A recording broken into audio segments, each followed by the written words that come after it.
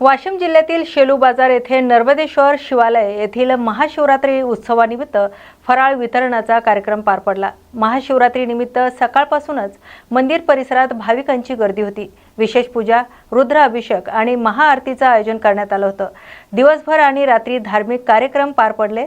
पूजा अर्चना संपल्यानंतर मंदिर समिती आणि स्थानिक स्वयंसेवकाच्या वतीने भाविकांना फराळ आणि प्रसादाचं वितरण करण्यात आले। उपासधारकांसाठी फलाहार आणि पिण्याच्या पाण्याची व्यवस्था करण्यात आली होती। गर्दी नियंत्रण आणि सुव्यवस्थित व्यवस्थेमुळे भाविकांना कोणताही त्रास न होता दर्शनाचा लाभ घेता आला। महाशिवरात्रीनिमित्त परिसरात भक्तिमय वातावरण पाहायला मिळाले। या बातमीचा आढावा घेतलाय वाशिम जिल्हा प्रतिनिधी विश्वास कुटे यांनी। येवला तालुक्यातील जिल्हा परिषद प्राथमिक शाळेचे रायते येथे 14 फेब्रुवारी रोजी वार्षिक स्नेह संमेलन मोठ्या उत्साहात पार पडले। कार्यक्रमाची सुरुवात सरस्वती पूजनाने करण्यात आली, तर विद्यार्थ्यांनी देशभक्तीपर गीत, शेतकरी गीत, आदिवासी नृत्य, साऊथ इंडियन डान्स तसेच विविध सांस्कृतिक सादरीकरण सादर केलेत। इयत्ता तिसरीतील विद्यार्थ्यांनी सादर केलेल्या इंग्रजी नाटिकेला विशेष दाद मिळाली। सुमारे 3 तास चाललेल्या कार्यक्रमात ग्रामस्थ, पालक आणि विद्यार्थ्यांनी मोठ्या संख्येने सहभाग घेतलाय। कार्यक्रमादरम्यान ग्रामस्थांकडून विद्यार्थ्यांना रोख बक्षिसे आणि शाळांसाठी खुर्च्या त्याचबरोबर पाण्याचा जार देण्यात आलाय। शाळेच्या इतिहासातील प्रथमच एवढ्या भव्य स्वरूपात कार्यक्रम झाल्याने उपस्थितांनी शिक्षक आणि विद्यार्थ्यांचे कौतुक केले। कार्यक्रमाचे अध्यक्षस्थान युवा उद्योजक चांगदेव शिंदे यांनी भूषवले, तर मुख्याध्यापक जुंद्रे सर यांनी आभार मानले। कार्यक्रमाच्या शेवटी ग्रामस्थांनी फटाक्याची आतिषबाजी करून आनंद व्यक्त केलाय। या बातमीचा आढावा घेतलाय येवला प्रतिनिधी प्रवीण पाटील यांनी। राज्य परिवहन मंडळाच्या परतवाडा डेपोच्या पुण्याकडे जाणारी स्लीपर बस खामगाव बसस्थानकात आल्यानंतर चालक मद्यधुंद अवस्थेत असल्याचा आरोप प्रवाशांनी केलाय। बसमध्ये 2 चालक आणि 2 वाहक होते। प्रवाशांच्या म्हणण्यानुसार चालक आणि सहचालक दोघेही चालत्या बसमध्ये मद्यप्राशन करत असल्याचं दिसून आले। तसेच बसमध्ये मद्याची बाटलीही आढळल्यात।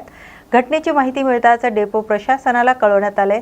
काही वेळासाठी संबंधित चालक तेथून निघून गेल्याचे सांगितले जाते। दरम्यान परिस्थितीची गंभीरता लक्षात घेऊन पोलिसांना पाचारण करण्यात आले, तर खामगाव डेपो प्रशासनाने दोन्ही चालकांना ताब्यात घेत दुसऱ्या चालकांच्या माध्यमातून बस पुढे रवाना केली।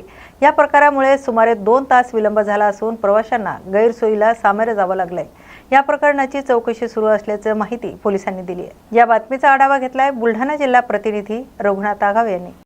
दिनांक 14/2/2026 रोजी खामगाव बस डेपोचे प्रशांत जिंदास देशमाने वाहतूक नियंत्रक आहे यांनी आमच्या पोलीस स्टेशनला तक्रार दिली की परतवाडा पुणे बसचे चालक आहेत प्रल्हाद मोतीराम खडाते, राहणार परतवाडा आगाराचे आहे ते बस चालक। हे दारूचे नशेत त्यांची बस चालवत असताना त्यांना मिळून आल्याने त्यांनी त्याला पोलीस स्टेशनला आणले। त्यांच्या तक्रारीवरून आम्ही प्रवाशांच्या जीवितास धोका निर्माण केला, दारूचे नशेत वाहन चालवून याबाबतची तक्रार घेऊन गुन्हा दाखल केला। गुन्ह्याचा तपास सुरू आहे।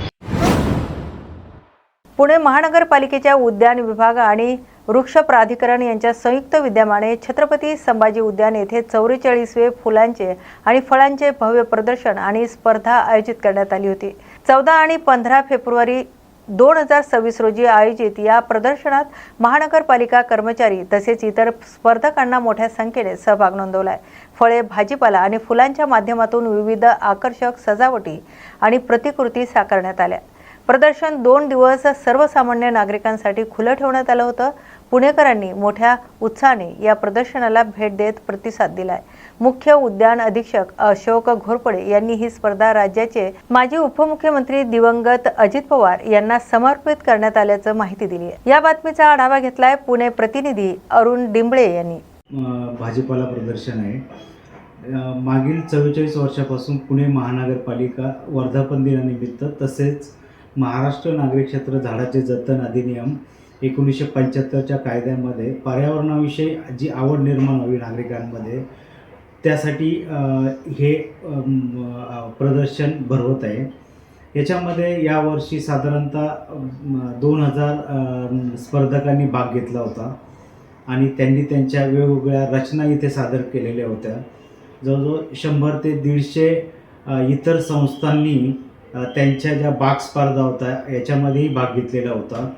परत नागरिकांना जे अवेअरनेससाठी काही पर्यावरणाचा अवेअरनेस तयार करण्यासाठी जे काही इथे स्टॉल मांडले होते. अशाही संस्था इथं सहभागी झाल्या होत्या. त्याही जवळजवळ 10-12 संस्था इथं सहभागी झालेल्या होत्या. इथे वेगवेगळ्या पुष्परचनाही आपण इथं केलेल्या आहेत. याच्यामध्ये जे काही प्लास्टिकपासून वेस्टपासून बेस्ट म्हणतो असेही हे केलेले आहे. सध्या बिबट्यापासून जो शहरामध्ये त्यांचे हल्ले होत आहेत त्याची आपण एक थीम घेतलेली आहे. काही आपल्या सेवकांनी वेगवेगळ्या प्रकारच्या रचनाही केलेल्या आहेत. ज्याच्यामध्ये वंदे मातरमची एक थीम आहे. काही लाकडापासून वेगवेगळ्या प्रतिकृती केलेल्या आहेत. काही टायरपासून जे गाड्यांचे टायर असतात त्याच्यापासूनही वेगवेगळ्या रचना केलेल्या आहेत. आणि या प्रदर्शनाचं मुख्य वैशिष्ट्य म्हणजे आपले जे माननीय अजितदादा पवारसाहेब त्यांच्यासाठी श्रद्धांजली वाहण्यासाठीही आपण एक कार्यक्रम डेडिकेट केलेला आहे. कारण ते एक फार मोठे पर्यावरणप्रेमीसुद्धा होते. या ठिकाणी आपण पाहिलं की फुलांचं आकर्षण हे प्रतिकृतीच्या माध्यमातून लोकांच्यापर्यंत कशी पद्धतीने आपल्याला फुलं आकर्षित करता येतील, आपल्या घराची सजावट, फळाफुलांचं प्रेम यांच्यामध्ये निर्माण व्हावं आणि त्याच उद्देशाने या प्रदर्शनाचं हे 44वे वर्ष या ठिकाणी आयोजित केलेलं आहे. हे राज्याचे माजी उपमुख्यमंत्री अजितदादा यांना हे समर्पित करण्यात आलेलं आहे. कन्नड तालुक्यातील नाचनवेल पंचक्रोशीत शिवजयंती महोत्सवानिमित्त आत्महत्याग्रस्त शेतकरी कुटुंबासाठी तसेच आजी माजी सैनिक, शहीद जवान आणि पोलीस कुटुंबासाठी कायमस्वरूपी मोफत आरोग्य तपासणी सेवा सुरू करण्यात आली. ही सेवा डॉक्टर नवनाथ दहीहंडे आणि डॉक्टर देवयानी दहीहंडे यांच्या पुढाकारातून सुरू करण्यात आली. दिनांक 16 फेब्रुवारी रोजी या उपक्रमाचं उद्घाटन आत्महत्याग्रस्त शेतकरी दत्तात्रय बनकर यांच्या पत्नी अर्चना बनकर यांच्या हस्ते करण्यात आली. या प्रसंगी अर्चना बनकर यांचा सन्मान करण्यात आलाय. कार्यक्रमात स्थानिक नागरिक, पत्रकार आणि मान्यवर उपस्थित होते. उपक्रमामुळे आत्महत्याग्रस्त कुटुंबांना आरोग्य सुविधा विनामूल्य मिळणार असून पंचक्रोशीतील लाभार्थ्यांनी या सेवेचा लाभ घ्यावा असं आवाहन आयोजकांच्या वतीने करण्यात आलंय. या बातमीचा आढावा घेतलाय कन्नड प्रतिनिधी देवीदास थोरात यांनी. मी डॉक्टर नवनाथ दहीहंडे हॉस्पिटल नाचनवेल व माझी पत्नी डॉक्टर देवयानी नवनाथ दहीहंडे आपण येत्या 19 फेब्रुवारीपासून शिवजयंती महोत्सव निमित्तानं एक उपक्रम राबवतोय आणि त्या उपक्रमाची सुरुवात आजपासून आपण केलेली आहे. अर्चना दत्तू बनकर यांच्या हस्ते आपण या उपक्रमाचं उद्घाटन केलेलं आहे. जे आत्महत्याग्रस्त कुटुंब आहे, ज्यांच्या घरात आत्महत्या केलेलं कोणी ग्रस्त आहे, तर त्या कुटुंबासाठी आपण मोफत तपासणी कायमस्वरूपी आपल्या हॉस्पिटलला चालू केलेलं आहे. तरी कोणी आपल्या खेड्यापाड्यातील जे कोणी असतील तरी त्यांनी त्यांच्या सर्व कुटुंबांनी या सेवेचा लाभ घ्यावा, मी अशी सर्वांना नम्र विनंती करतो. नमस्कार, मी डॉक्टर देवयानी नवनाथ दहीहंडे आणि माझे पती डॉक्टर नवनाथ दहीहंडे आम्ही दोघांनी मिळून एक संकल्पना राबवलेली आहे. आत्महत्याग्रस्त शेतकऱ्यांना मोफत तपासणी शिबिर राबवलेलं आहे निःशुल्क नेहमीसाठी. या संकल्पनेचं उद्घाटन अर्चना दत्तू बनकर यांच्या हस्ते झालेलं आहे.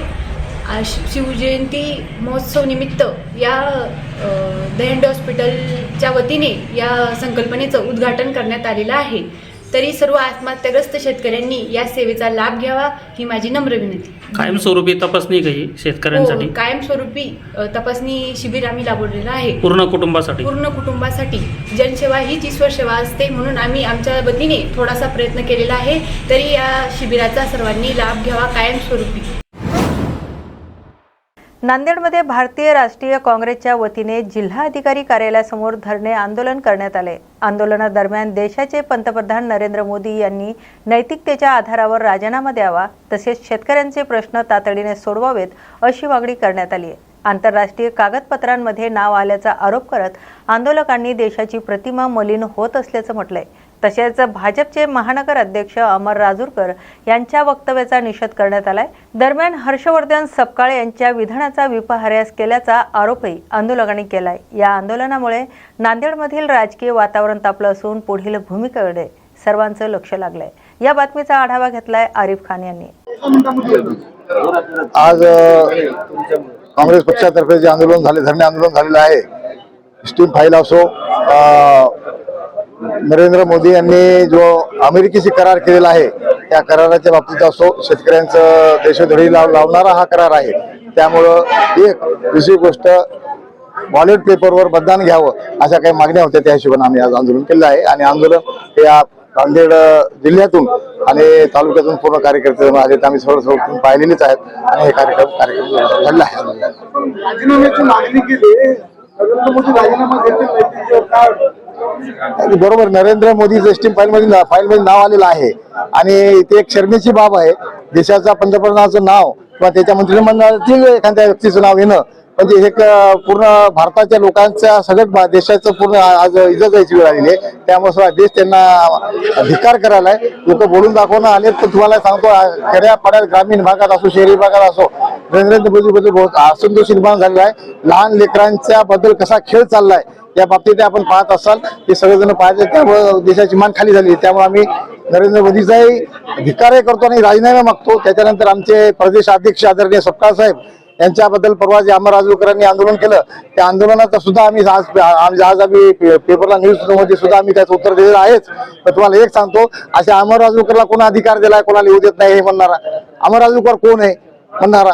आणि विशेष म्हणजे काय माहिती का, बाबासाहेब आंबेडकरांची ही लोकशाही हे संविधानाच्या माध्यमातून चालणारा काँग्रेस पक्ष आहे. सर्व धर्म सर्व एकता या भावनेने चालणारा पक्ष आहे आणि आम्ही त्याचा धिक्कार करतो आणि अमर राजूकरांचा धिक्कार करतो, त्या पक्षाचा धिक्कार करतो.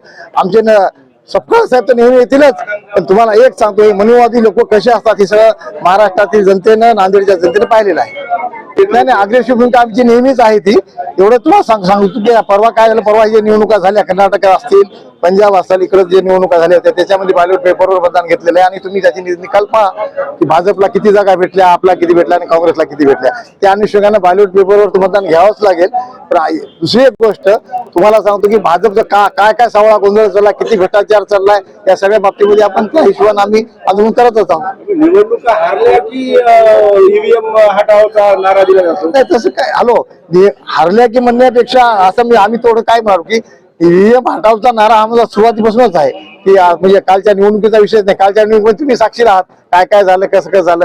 मला हे तुम्ही जे म्हणायला विचारायला तुम्हाला एक सांगतो, एखाद्या बूथवर एखाद्या उमेदवाराला 25 मतांचे पुढच्या 2,500 मतं पडतात हे कोणता नियम आहे हे तुम्ही काय दाखवत ना बोलत ना, याचा द्या उत्तर तुम्ही काय म्हणतात ते आम्ही तुम्हाला प्रूव्ह करून दाखवतो. वार्ड क्रमांक वाईज कसं कसं मतदान झालेलं आहे. वार्ड क्रमांक 2 मध्ये आमचे निवडून आलेले होते. आज जी विरोधी पक्षाची भाजपची जी महापौर झालेली आता आज ओपन सांगतो ते पडलेले आता.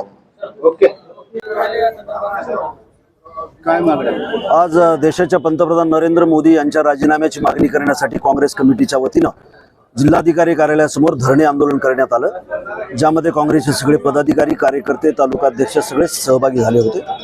आम्ही ही मागणी यासाठी करतोय की एल्फिन्स्टन फाईनमध्ये ज्या ज्या वेगवेगळ्या देशाच्या प्रमुखांची नावं आली त्यातल्या अनेकांनी राजीनामे दिलेले आहेत वेगवेगळ्या देशातल्या प्रमुखांनी, आणि आपल्या पंतप्रधानाचं नाव या एल्फिन्स्टन फाईलमध्ये एप्स्टीन फाईलमध्ये 33 वेळेला हे नाव आलेलं आहे. आपल्या मंत्र्याचं नाव पुरी आहे ना, हरदीप सिंग पुरी यांचंही नाव जवळपास 200 वेळेला आलेलं आहे. अनिल अंबानी यांच्या तर त्या ठिकाणी अतिशय शर्मेनं मान खाली घालावेत अशा पद्धतीचे मेल्स उघड झालेले आहेत. मग अशा वेळेला पंतप्रधानांनी राजीनामाच दिला पाहिजे असं आमचं मत आहे. कारण आपल्या देशाचं सार्वभौमत्व आणि आपल्या लोकशाहीची जर टिंगल होत असेल तर ती देशाचा नागरिक म्हणून आम्ही खपवून घेणार नाही. हा एक भाग. दुसरा भाग, आता कुठला दबाव अमेरिकेचा आपल्या देशावरती आहे कळायला मार्ग नाही. नरेंद्र कायमस्वरूपी सरेंडर आहे. म्हणजे अशा प्रकारचं थोडंसं जरी वर्तन राहुल गांधींनी किंवा विरोधी बाकावर बसलेल्या लोकांनी केलं असलं तर यांनी देशद्रोहाचे आरोप त्यांच्यावरती केले असते. खऱ्या अर्थानं आज हे देशद्रोह करत आहेत. देशाच्या विरोधातलं हे काम आहे. शेतकऱ्याच्या वरती आता वाढीव 18% टॅक्स लागणार आहे आणि अमेरिकेचा माल सहजपणाने इथल्या बाजारात येणार आहे. त्यामुळं आपला शेतकरी मरणार आहे.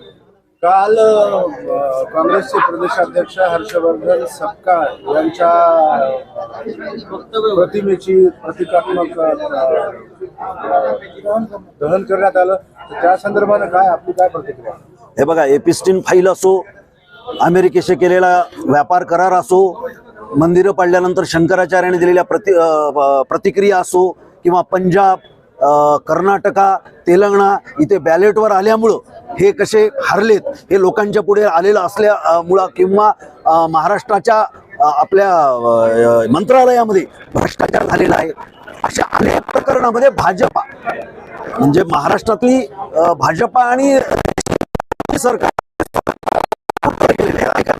तर त्याच्यामुळे भेदरलेले तर सपकाळांनी विधानच केलं नाही.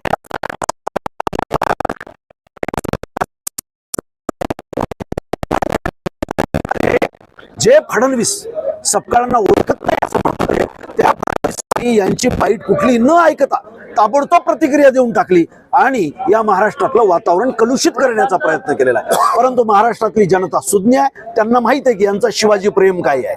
शिवाजीचा पुतळा यांच्याच काळात पडला. अरबी समुद्रामध्ये पुतळा उभं करणारे 14 वर्ष झाले, आणखी पुतळा उभे करू शकले नाही. राज्यपाल यांचाच होता, ते बोलतो सिंदम यांचाच आहे, तो कोरटकर यांचाच आहे, तो सोलापूरकर यांचाच आहे.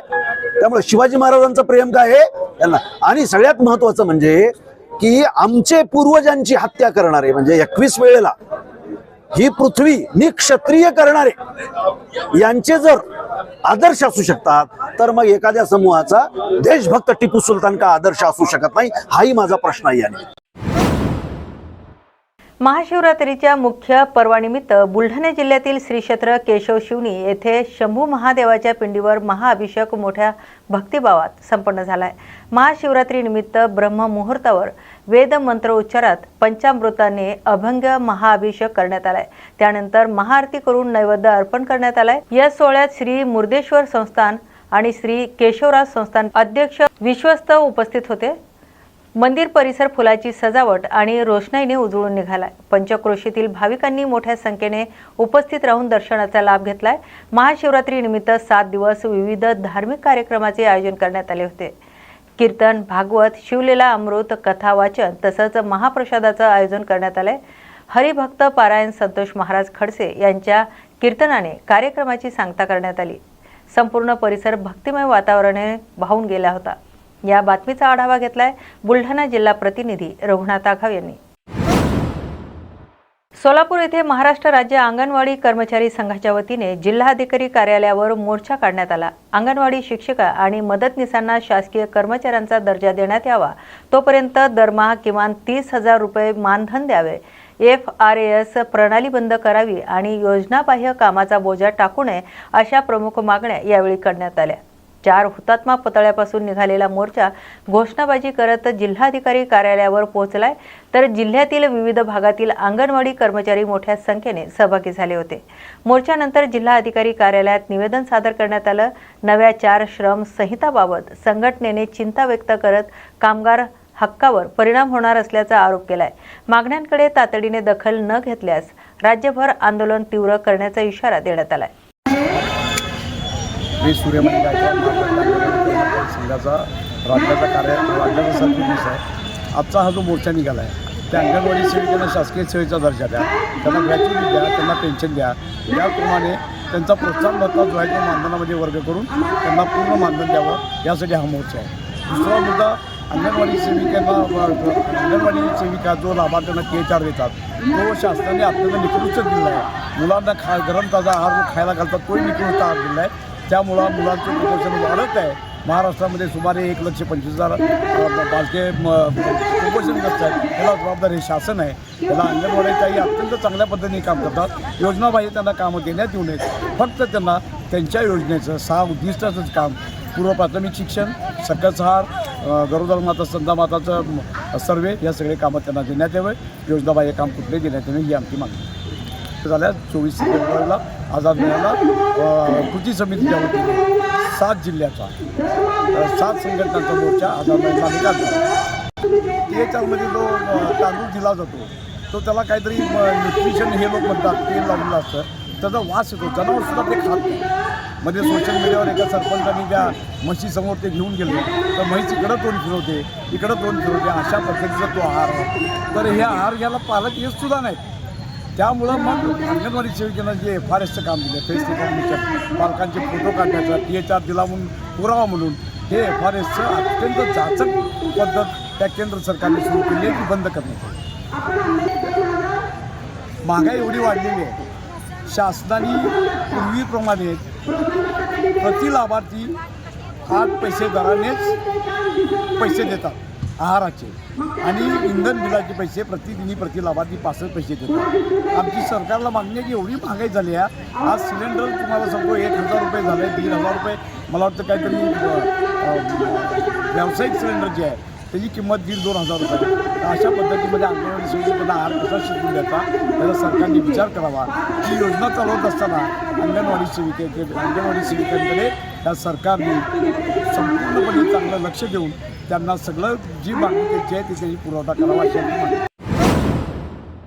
कोल्हापूर महानगरपालिकेच्या नूतन महापौर रूपाराणी निकम यांनी उपमहापौर अक्षय जरगे यांनी आज अधिकृतपणे कार्यालयामध्ये प्रवेश केलाय. महापौरांच्या कार्यालयात चंद्रकांत पाटील यांच्या हस्ते फीत कापून प्रवेश करण्यात आलाय, तर उपमहापौराच्या कार्यालयात विनय कोरे यांच्या हस्ते फीत कापण्यात आली. या कार्यक्रमाला खासदार धनंजय महाडिक आणि पक्षनेता राजेश लाटकर, गटनेते सारंगधर देशमुख तसेच नगरसेवक नागरिकांनीही मोठ्या संख्येने उपस्थित राहून नूतन नेतृत्वाला शुभेच्छा दिल्या. कोल्हापूर महानगरपालिका येथे भव्य शुभारंभ झालेला आहे आणि महायुतीचा एक पहिला महापौर म्हणून त्याचा मला मान मिळाला आहे. या अनुषंगाने सर्वच कोल्हापूर वासियांचे, मायबाप लेखकांचे, सगळ्यांचेच मनापासून नागरिकांचे आभार मानते की त्यांनी हा बहुमान मला मिळण्याची संधी त्यांच्यामुळे मला आज मिळाली. कोल्हापूर शहरामध्ये तुम्ही जर पाहिलं असेल तर ऑन गोईंग खूप सारे प्रोजेक्ट्स आहेत. तुम्ही जर बघितलं तर केंद्राच्या खूप साऱ्या योजना ज्याच्या अनुषंगाने खूप सारा फंड आपल्याला मिळालेला ऑलरेडी आहे, परंतु काही रखडलेले प्रोजेक्ट्स आहेत. त्याच्यामुळे आज कोल्हापूर शहराची अवस्था मी पाहत आहात अतिशय दयनीय आहे. त्यामुळे पहिल्यांदा जे ऑन गोईंग प्रोजेक्ट्स आहेत त्याच्याकडे मी लक्ष देणार आहे. त्याचबरोबरीने आज तुम्ही बघितलं काही जंजीज आहेत, त्यांच्याकडे खूप चांगल्या आयडियाज असतात आणि त्या जंजीजना हाताशी घेऊन खूप चांगल्या पद्धतीचं शहराचं सुशोभीकरण असू दे किंवा चांगले प्रकल्प आणायचे असतील त्या अनुषंगाने त्यांची मदत घेणार आहे. आज तुम्ही पाहिलं असेल तर कोल्हापूर शहरामध्ये स्वच्छता हा प्रामुख्याने विषय आहे. त्याचबरोबरीने वाहतूक कोंडी ज्याच्यामध्ये 20-30 वर्षाच्या काही कार रस्त्याच्या कडेला आहेत आणि त्या पहिल्यांदा हटवणं आणि मग या सगळ्या प्रक्रियेमध्ये ज्यावेळेला वाहतूक नियंत्रित आणायची असेल तर अधिकाऱ्यांच्या बरोबरीने सगळ्यांनाही माझं एक विनंती असेल की पदाधिकारी असू देत किंवा अधिकारी असू देत यांनी सुद्धा या सगळ्या अतिक्रमण हटाव या सगळ्या मोहिमेमध्ये सगळ्यांचं सहकार्य असायला पाहिजे. बऱ्याचदा असं पाहिलं गेलं, एक अनुभवाची शिदोरी माझ्या पाठीशी आहे की पदाधिकाऱ्यांचा सुद्धा त्रास जेव्हा अतिक्रमण हटवतो त्यावेळेला अधिकाऱ्यांना होतो, परंतु या अनुषंगाने अतिशय पारदर्शक महापौर म्हणून माझं कामकाज असेल, ज्याच्यामध्ये जिथे काही चुकलेलं आहे, जिथे काही इलिगल गोष्टी आहेत तिथे कोणालाच माफी नाही आणि फक्त केवळ आणि केवळ कोल्हापूर शहराची शिस्त याकडे पाहिलं जाईल. गार्डनचे काही विषय आहेत ज्याच्यामधून खरं तर आज कोल्हापूर महानगरपालिकेची आर्थिक जी घडी आहे ती विस्कटलेली आहे आणि म्हणून काही CSR मधून काही अशा रोटरीज क्लब असू देत किंवा अशा काही क्लब्स यांच्या अनुषंगाने त्यांची मदत घेऊन आपण चांगल्या पद्धतीनं कोल्हापूर शहराचा विकास करण्याचा माझा मानस आहे. मॅडम, भ्रष्टाचाराचा मुद्दा कोल्हापूरच्या महापालिकेचा राज्यभर गाजला. प्रशासक राजमत कालावधीमध्ये जे कारभार झाला त्याची काही श्वेतपत्रिका वगैरे आपण काढणार आहे का आपल्या काळात? नक्कीच काढणार आहे आणि जे काही चुका असतील किंवा जे काही निर्णय कठोर सुद्धा जर काही घ्यायला लागतील तर ते पारदर्शकपणे मी नक्कीच घेईन.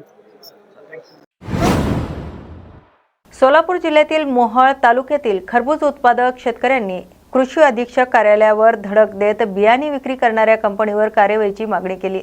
शेतकऱ्यांच्या म्हणण्यानुसार अनुवंशिक पद्धतीने दर्जेदार नसलेले बियाणे मिळाल्याने अनेक एकरांवर खरबूज पीक वाया गेले, तर महागडे बियाणे खरेदी करूनही अपेक्षित उत्पादन न मिळाल्याने मोठे आर्थिक नुकसान झाल्याचा आरोप शेतकऱ्यांनी केलाय. एका एकरावर सुमारे 1.5 लाख रुपयापर्यंत खर्च झाल्याचं सांगण्यात येत असून बाजारात 40 रुपये दर असतानाही शेतकऱ्यांना 2 ते 5 रुपये दराने खरबूज विकावे लागत असल्याचं त्यांनी नमूद केले. या संदर्भात कंपनी विरोधात चौकशी करून नुकसान भरपाई द्यावी अशी मागणी शेतकऱ्यांनी केली आहे. खरं तर आम्ही मोहोळ तालुक्यातून सगळे शेतकरी इथं आलोय, कारण आमच्याकडे आता न्याय मागण्याचं एकच हक्काचं ठिकाण म्हणजे आता कृषी अधीक्षक कार्यालय. आज आम्ही सगळे खरबूज उत्पादक शेतकरी आहे. सबंध आमच्या मोहोळ तालुक्यामध्ये आणि खरं तर न्यूज सीड कंपनी जी आहे त्यांची बॉबी ही व्हरायटी आहे आणि या व्हरायटीनं खरं तर आमच्या शेतकऱ्याचा घात केला आहे. आज आम्ही स्वतःच्या लेकरासारखं खरबूज हे पीक आम्ही सांभाळलं होतं, पण आता असं झालंय की त्या खरबूजमधला DNA जो आहे तो प्रॉब्लेमॅटिक आलेला आणि हे जे खरबूज आपण बघताय ते अक्षरशः ह्याला कोणीही घेणार आज आमच्या रानामध्ये 3-3, 4-4 एकरामध्ये आज एका एकराला 1.5 लाखाचा खर्च आहे. आज 3-3 एकराचं खरबूज आमच्या रानात सडून चाललंय. व्यापारिक घेईना आणि खरं तर मार्केटला कुठल्याच चालना, कारण ही व्हरायटी नामांकित कंपनी आहे. पण ह्या कंपनीनं आम्हा सगळ्या शेतकऱ्यांना झोपवलं. आम्ही प्रत्येकाकडे दाद मागतोय. 27 जानेवारीपासून आम्ही कंपनीचा फॉलोअप घेतोय, मात्र कंपनी आम्हाला कुठलाही प्रतिसाद देत नाही. आज आम्ही ठरवलं की कृषी अधीक्षकांना आपण निवेदन द्यायचं आणि त्याच्यावर जर शासनाने तोडगा काढला तर ठीक आहे, नाहीतर आम्ही कृषी आपले जे मंत्री दत्तात्रय मामा भरणे यांना एकच सांगतोय की मामा, आमच्यासारखी तरुण पोरं आज शेती करतायत. आज शेतीकडे बघण्याचा प्रत्येकाचा दृष्टिकोन वेगळा आहे आणि आम्ही शेती करतोय तर आम्हाला शेतामध्ये असली आम्हाला खरं तर हे कंपनीवाले फसवतायत. औषध कंपनीवाल्या तर पूर मोठा खरं तर स्कॅम चाललाय आणि याच्याकडे कुठल्याच गांभीर्यानं आपलं शासन बघत नाही. आम्हाला एक सांगायचं की आमच्या या मोहोळ तालुक्यातील आमचं घोडेश्वर गाव असेल, वडदे गाव असेल, इकडलं मोहोळ तालुक्यातली बरीच गाव आहेत. त्या गावातल्या सगळ्या शेतकऱ्यांनी आता सध्या अडचणीत आहे. आमची अशी परिस्थिती झाली आहे ना की आम्ही रात्रंदिवस त्या खरबुजाला फवारणी करून खरं तर खत पाणी व्यवस्थापन करून आज आम्ही पिकं हातात तोंडाशी आलेत. आज या खरबूजला 40 रुपयाचा दर आहे आणि आमचं खरबूज मात्र 2 रुपये 3 रुपयाने मागतायत व्यापारी. का तर याला खरं तर आपण बघू शकता की इथं एका एकराला 1.5 लाख रुपयाचा खर्च आहे. आज 3-3 एकरामध्ये मी तर 4 लाख रुपये खर्च करून बसलोय, पण माझ्याकडे हातात 4 रुपये सुद्धा येण्याची कॅपॅसिटी राहिलेली नाही. कारण या खरबुजाला तो जाळी म्हणतो आपण किंवा चांगली साईज असेल, कलर असेल तर हा कलर येत नाही. आपण ते काकडीचं बियाणं लावतो आणि त्याला शेंदाड उगवल्यासारखं खरबूज यायला लागलेत. कारण याची आता दाद आम्ही आता कृषी मंत्री दत्तात्रय भरणे मामांनाच मागतोय.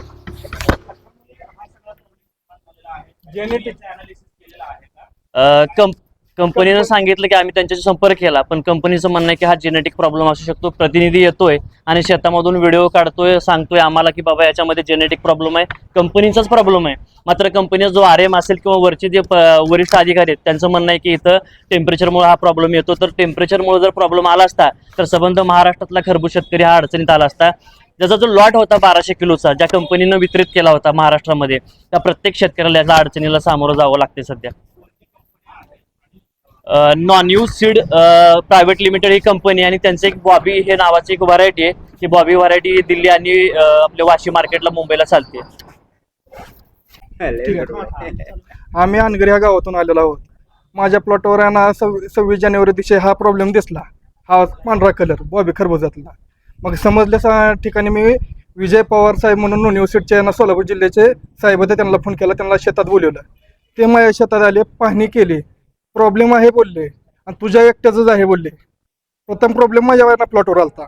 मग त्यांना बोललो, हे केलं ते म्हणले पुन्हा दुसरं धाव. आम्ही दुसऱ्यांचं धावलं, ते धावल्यावर दखल घ्यायला तयार नाहीत. ते त्यांच्या नाही हे ना हे म्हणते हवामानानं झालं ते झालं. हवामानं नाही, ह्या कंपनीनं सांगितलं 2% जंगली रोप येईल म्हणून पाकिटावर लिहिलेलं आहे. मग हे 98% जंगली झाले. ह्याचा DNA प्रॉब्लेम झालेला आहे, DNA जेनेटिक प्रॉब्लेम झालेला आहे. रक्तात आपलं कसं आहे ना, आपल्या मुलाला ना आपल्याला प्रॉब्लेम असल्या मुलाला होतो तसा ह्याचा हे प्रॉब्लेम झालेला आहे. त्याच्यामुळे हे प्रॉब्लेम आला आहे. माझा स्वतःचा ना 3-4 एकर खरबूज आहे. एवढा प्रॉब्लेम आलेला आहे. 1 रुपयाचं उत्पन्न नाही. आज मी ना वाशी मार्केटला ना खरबूज पाठवलं होतं, त्याचं ना तुम्ही ना पट्टी बघा त्याची. आणि व्यापारी काय म्हणतात, हे आणू नका, भाडं पदर भरायची वेळ, भाडं पदर न भरायची गरज आली, हे जंगली माल आहे म्हणतात. नाही समोर बघा,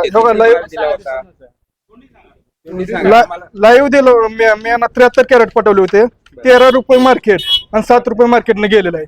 हे खात नाही, खाण्याला ना हे चांगलं नाही म्हणतात व्यापारी, हे पाठवू नका म्हणतात. मग हे ना असं खरबूज आल्यावर आम्ही शेतकऱ्यांनी करायचं काय? पहिल्यांदा आम्ही ना अतिवृष्टीमध्ये गेलो, संपूर्ण गेलं, आणि आता हे कंपनीनं असं ना कंपनीनं आमची दखल घेतली पाहिजे. आमचा खर्च झालेला खर्च एका एकराला 1.5 लाख रुपये ते 1,60,000 खर्च आहे. खर्च दिला पाहिजे. आमचा हॅरेसमेंट झालेले ना ते जाऊ द्या, पण कमीत कमी 1,60,000 तर आता दर आहे 40 रुपये चालू. आम्हाला एका एकरातून 4-5 लाख रुपये उत्पन्न निव्वळ होत होतं, अपेक्षित उत्पन्न होतं, माल होता तसं. पण हे व्हरायटी चांगली नसले म्हणजे ना व्हरायटीत आहे ना जेनेटिक प्रॉब्लेम आल्यामुळं आम्हाला हा प्रॉब्लेम आलेला आहे, आमचं नुकसान झालेलं आहे. हे आमच्या गावचे हे शेतकरी ह्यांची पण घ्या. देशात आपत्तीच्या प्रसंगी तातडीने मदत कार्य करणाऱ्या नॅशनल डिझास्टर रिस्पॉन्स कोर्सच्या जवानांनी चोपडा नगर परिषद कर्मचाऱ्यांना आपत्ती व्यवस्थापनाचे प्रशिक्षण दिले. चोपडा येथे नगर परिषद कर्मचारी आणि अग्निशमन दलाचे नैसर्गिक तसेच इतर आपत्तीच्या वेळी कसे मदत कार्य करावे याबाबत सविस्तर मार्गदर्शन करण्यात आले। नगर परिषदेच्या सभागृहात प्राथमिक सैद्धांतिक माहिती देण्यात आली। त्यानंतर सभागृहात आणि बाहेरील मोकळ्या जागेत प्रत्यक्ष प्रात्यक्षिक सादर करण्यात आले। या प्रशिक्षण कार्यक्रमाला नगर परिषदेचे मुख्य अधिकारी, नगराध्यक्ष तसेच विविध विभागाचे अधिकारी आणि कर्मचारी उपस्थित होते। जी टीम इथं धुळ्यामध्ये आलेली होती, तर धुळ्यामधनं आमच्यातले एक जवान योगेश बारी, बबन बारी जे आहेत, त्यांनी सांगितलं की माझ्या गावामध्ये जाऊन आपल्याला एक प्रात्यक्षिक द्यायचं आहे। त्याच्यामुळे आम्ही नगरपंचायत चोपरा या ठिकाणी येऊन इथल्या स्टाफ आणि फायरवाल्या लोकांना आगीच्या संदर्भात CPR कसा द्यायचा ह्याच्या बाबतीत चांगल्या प्रकारे प्रशिक्षण देण्याचा प्रयत्न केला आहे। NDRFच्या माध्यमातून कुठलं कार्य केलं जातं आणि ज्या आपत्ती येतं त्या ठिकाणी कसे आपले जे परिश्रम आहे ते कसं घेतलं जातं? कुठल्याही प्रकारची आपदा, तो नैसर्गिक असो किंवा मानवनिर्मित असो, भूकंप, बाढ, अशा स्थितीमध्ये NDRF ही एक नॅशनल लेवलची टीम आहे। ती भारतात पूर्ण ठिकाणी प्रत्येक स्टेटमध्ये ह्याच्या 16 बटालियन आहेत। कसल्याही प्रकारची आपदा आल्यानंतर NDRF सर्व प्रकारचे काम करते, जसे केमिकलचं असो, बायोलॉजिकल असो, कसल्याही प्रकारचं जे डिझास्टर ज्या ठिकाणी असेल त्या ठिकाणी NDRFची टीम लवकरात लवकर पोहोचून तिथं बचाव करण्याचा प्रयत्न करते। नाशिक जिल्ह्यात यंदा अनुकूल थंडीमुळे आंब्याच्या झाडांना मोठ्या प्रमाणात मोहर आलाय। त्यामुळे यंदाचा आंबा उत्पादन चांगलं होण्याची शक्यता व्यक्त केली जाते।